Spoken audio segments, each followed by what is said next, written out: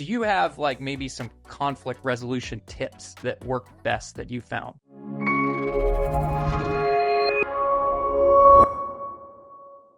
The most important thing I've found is to allow each individual to be heard.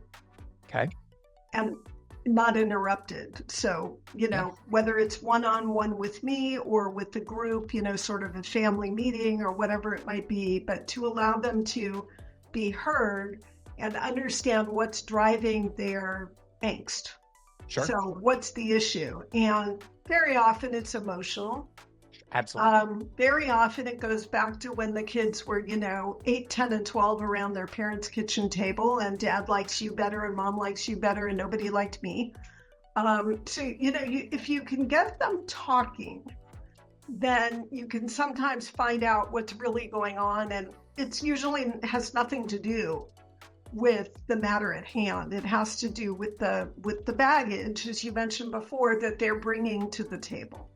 Right. And you've got to figure out you got to get that out of them. So that's a skill set that you learn. You probably they call them generative questions, right? That generate more conversation. And you've got to almost like be a professional at like digging deep into their head to get out. You're almost like you're like a therapist and a fiduciary all in one, right? Yeah, kind of. But I will say I'm not a licensed therapist. Yes, so correct. And you're not a licensed attorney. And I also don't see these people, for long term. It's problem focused. So sure. Right. So it's really about allowing them to be heard and trying to really understand what it is they're saying. Mm-hmm. And get a little bit underneath the words sometimes. Yes. to get to the feeling behind the words. Very often also the issue is that people feel as though they don't know what's going on or lack of communication. Yes. And this is very typical when I brought into a contested trust matter, where let's say there was one brother who was the trustee and the other siblings are the beneficiaries, and they end up suing the brother who's the trustee for breach of fiduciary duty and want to terminate him as the trustee.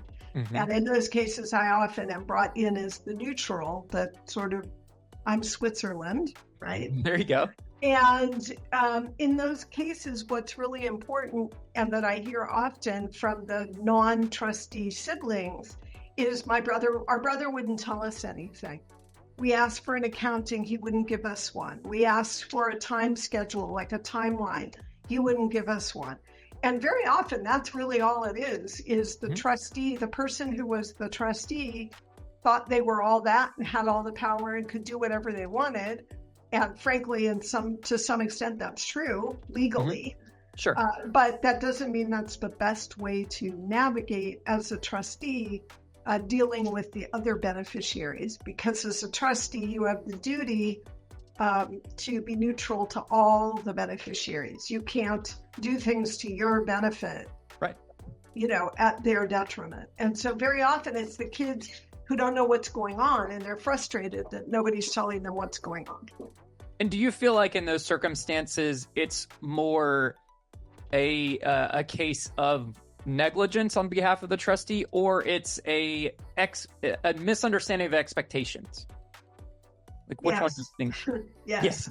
Yes. So sometimes it is a bad actor, a trustee who, I have a big case right now that had about 15 rental properties involved, and the trustee never told the other beneficiary that there was a trust. So they didn't give proper notice of the trust. Yeah. They didn't give them a copy of the trust.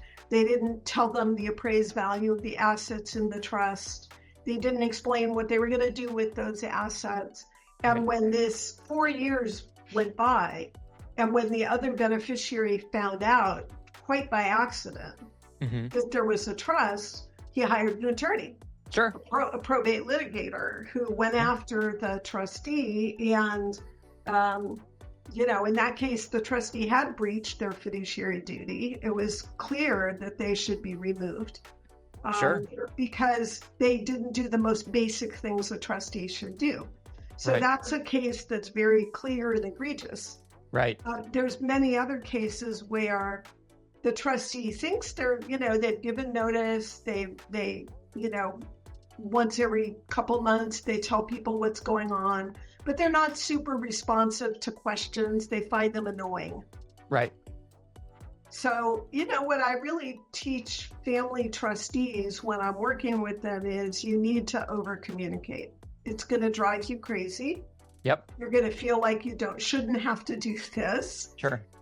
But you should do it anyway, because that's really where we see the big problems, is when the other parties feel like they're not being told what's going on. And the problem is when somebody feels like they're not being told something, that very quickly goes to, what are they doing that they don't want to tell me? Sure. Yeah, your brain starts going down that path of, are they being negligent? Is this malicious? And and maybe it's someone they had some bad experience with in the past, and they're still holding that against that person, in the future. You never know. Correct. Why did dad pick him and not me? And it could be that simple. And you're like, well, based on your track record, you're not the responsible sibling. He or she is, and that's why dad. But we're not going to get into that.